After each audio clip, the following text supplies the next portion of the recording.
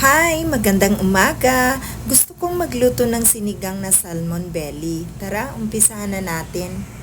Excited na akong matikman to at tiyak na magugustuhan nyo rin.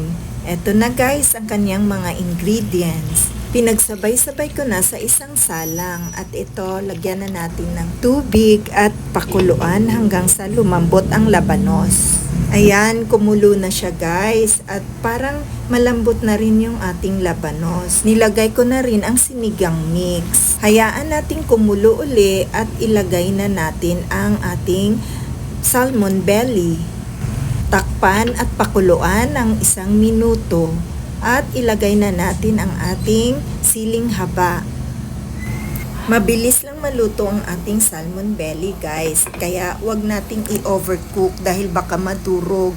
At pwede rin kayong magdagdag ng iba pang ingredients katulad ng talong at okra. Ayan, nilagay ko na yung kangkong. At takpan lang guys. At pagkatapos niyan, mabilis lang, ilang seconds lang, luto na. Ayan, luto na. At ang bango. At sigurado na naman akong mapapalakas ang lamon ko nito. Lamon talaga oh. Tara, let's eat. Sana nagustuhan nyo. And see you on my next vlog. God bless. Bye.